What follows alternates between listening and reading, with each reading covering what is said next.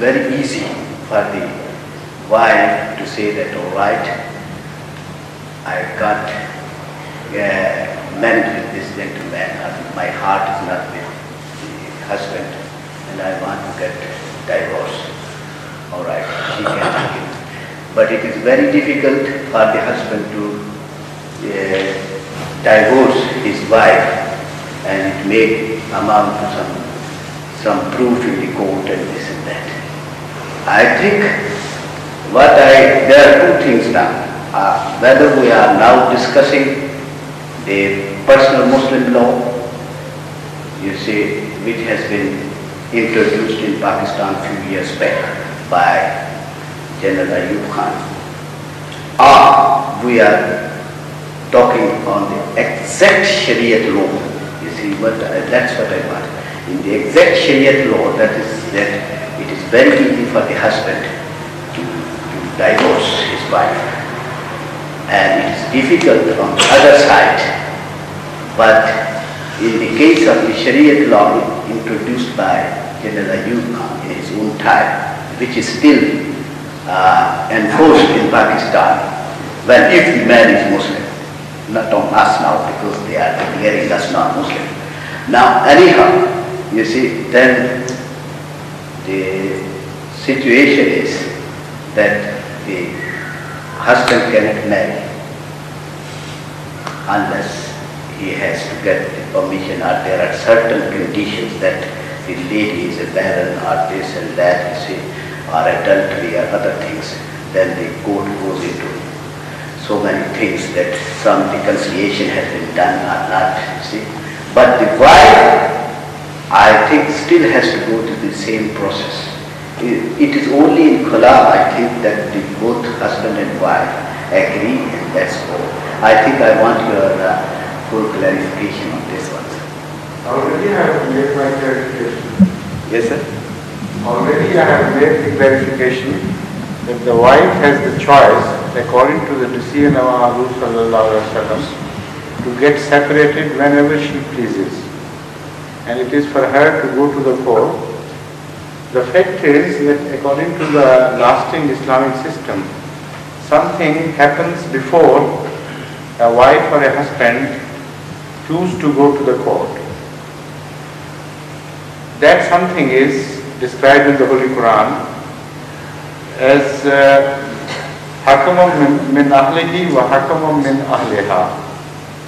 Whenever there are disagreements which tend to create greater problems, then the Holy Quran advises both husband and wife to choose one wise man from each family, and they should sit together and try to reconcile things.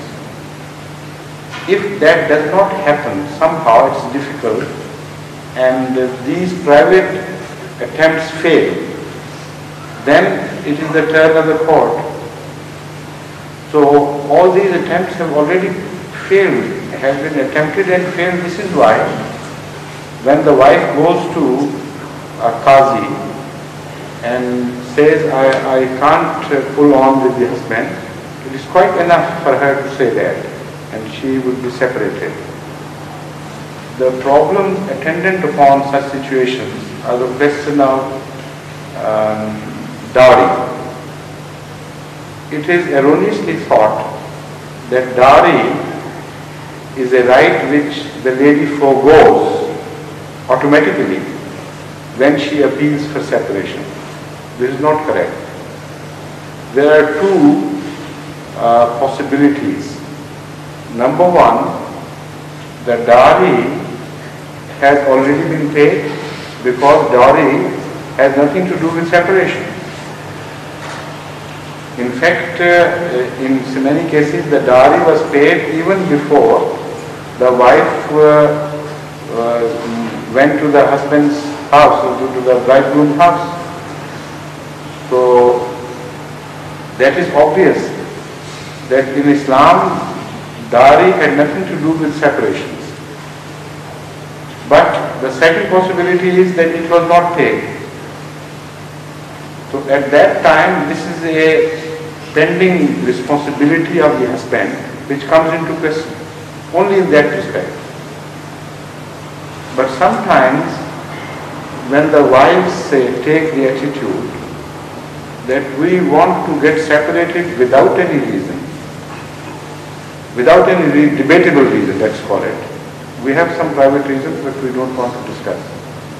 In that case, the husband says, then the responsibility of this break is not mine.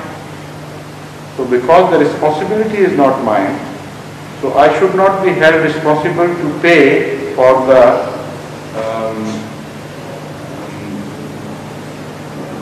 damage to her chastity, let's call it. Because the underlying philosophy is this, that once a lady is no longer a virgin, it is difficult for her then to find a suitable husband.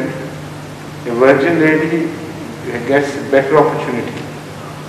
And because in Islamic system the responsibility of running the home is on the shoulder of husband, so the ladies are left with less chance to survive by themselves.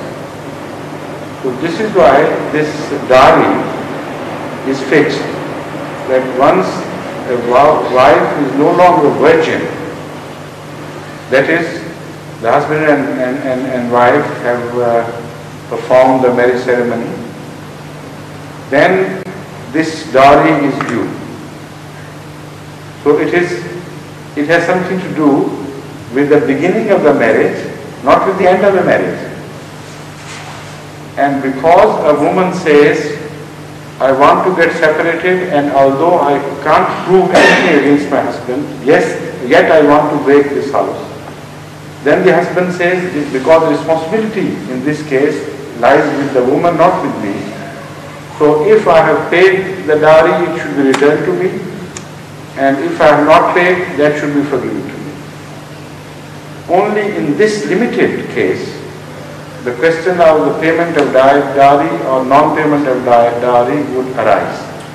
Otherwise, even if a woman has sought separation herself and she is ready to challenge the case and to debate the issue of the treatment of the husband, in that case, if it is found that it is husband's responsibility for making things miserable for the wife, enough for her to make the choice of separation. In that case, there is no question about the lady's right of dowry not to be given her, to be denied her.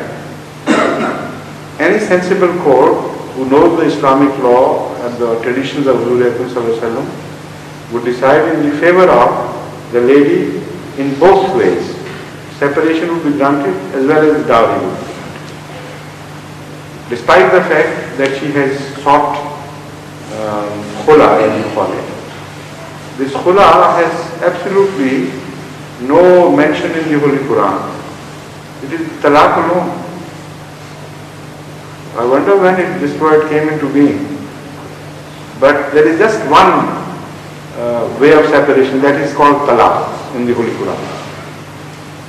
So this I am making clear because some husbands intentionally behave cruelly to their wives.